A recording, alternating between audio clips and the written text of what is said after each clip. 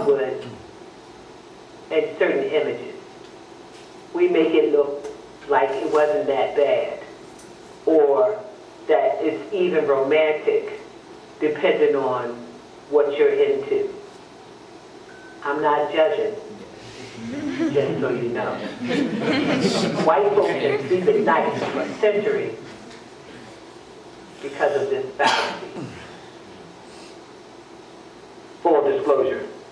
Some of these are the thoughts of Sheila, the actress, and not that of Una Judge. I don't want to misrepresent Una Judge in any way. This is a play for education and entertainment purposes only. Back to our scheduled programming. Now, I will be walking back and forth from here to there simultaneously. It's a lot that I need you as the press to understand. And so there are certain terms that I have and languages that I'm going to be using throughout our time together. And because of that, I have these slides. Now, I want you to understand. So, because you all can read this, right? Can I get some volunteers to read the first new term and then the previous term? And know that I cannot see you, so if you would just go forward, that would be awesome. Ms. Una Judge, I have a question. Can we remove Martha Washington so people can see the, well, I was going to have somebody do it for you since you can't see. Both of them, so if people,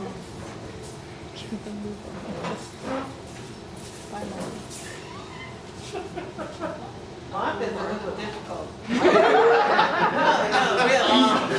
She really is difficult. No.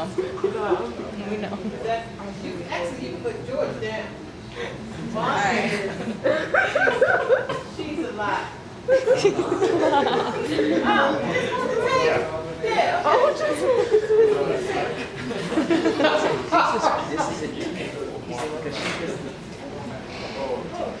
Okay, and we can move it back. All right.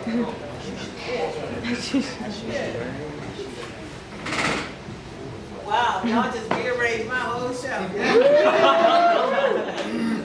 Talk about social torture. All right, good. Now, can we get someone to, Okay. and understand, we're gonna have to put it back. I just want y'all to know that. Okay, so someone could just get up and read both sides, that would be great. Institution of slavery or enslavement, the new term, acknowledges the extent of the system of social, political, and economic support that allows the practice to thrive and flourish. Previous term, slavery, dehumanizes those enslaved and ignores society's collaboration. Collaboration. So, yeah, so we will be using that term, slavery and enslaved. And we decided that enslaved is because the Africans had lives before they were enslaved. And it only humanizes them. Okay? Second term, please. Someone. I got it. Cool. Slaveholder or enslaver recognizes the humanity of the enslaved person. Previous term, slave master, slave owner, empowers the enslaver and reduces the enslaved person to a commodity. Yeah, I got issues with that too. What? Slaveholder? That's No. crazy. No, but hey, and I think it's about now trying to humanize. So, yeah, we can scratch that one. Someone else, please. Enslaved or bondsman, new term, demonstrated that the condition of enslavement is imposed on the individual and acknowledges their humanity. Previous term, slave, dehumanizes the person. Somebody else? Sometime today, y'all. I'm reading off of my phone because I cannot see. New term, freedom seeker, recognizes the agency of the individual and the immorality of the institution of enslavement. Old term, plantation, conjures a benign ritual place. No, sorry. Got that. Old term, escapee, fugitive, runaway, evokes the image of a jailbreaker. Let's see. What's that word I cannot see? Requiring. Thank you. Requiring capture and punishment. Okay. Next. Enforced labor camp, industrial plantation, acknowledges the brutal working conditions and violence used to ensure compliance. The previous term was plantation. Conjures a benign beautiful place. And that was from the Montclair Museum. And now we need to move this back. Yes. Because I still can't do it. Thank you. Okay, somebody needs to move this back. What about this one? Oh, okay. Yeah, so pretty much, we can still move this back. We don't have to read all of that. I just wanted to make sure that you all had the term. All right. Give it up for my people helping out.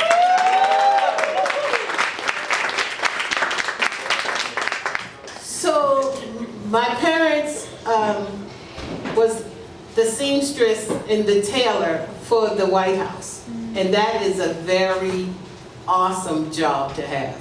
They were responsible for making clothes for the people in the White House and the enslaved folk. So the question is always asked of me, why would I run away when I had so many wonderful things? Like I said, my mom was the seamstress, so her job was pretty much sewn up. Y'all sleep. Anyway, I put this up here because there's some articles about George Washington complaining about buying slave clothes. He wanted to make because he had about 200, and together they had about 319 enslaved amongst themselves. And so Baltimore is also a place downtown that made slave clothes. So we are a part of that history. Just want you to know. Next slide. Okay. So, can somebody read that? Just about the Fugitive Slave Act. In 1850, the U.S. Congress passed the Fugitive Slave Act, which required that people who had escaped from slavery be captured and returned. It basically demanded that all American citizens act as slave patrollers. So, they criminalized bystanders. So if you saw or was associated with any type of activity that was not pro-capture the slave, you were penalized. You had up to 6 months in prison and a fine of $1,000. So that, I'm just giving you the backstory. Now, this is 1850. George Washington signed the Fugitive Slave Act in 1793. Next slide. Peas, beans, turnips, potatoes. I did that because there's a song. Is it Shirley Caesar? She has a song that says that. And I also wanted to mention that there was not a lot of overweight enslaved folk. They would gather at 12 noon. Normally it would be a wife or a mother of the house, and they would make the food and then they would eat. It was not a lot of leftovers, and the food was pretty much not good for you. It caused scurvy, So that is what the leftovers did. And so again, the question is, why would I escape if I know that what I ate what George and Martha ate? So there was a big difference. Next slide. Now this is a picture of a slave cottage in Kentucky. And because they're back, you can just imagine how the place looks. But I lived in some of the finest homes and places and buildings. Next slide. See, Monticello. So again, the question is always, well, why did you run away? Why did you leave? Next slide. Now, it's important to have this conversation because there's a myth that white Southern women had nothing to do with being a slave owner. That is so not the truth. As a matter of fact, I was Martha's enslaved person. She inherited me because her husband had all of these slaves and he passed on.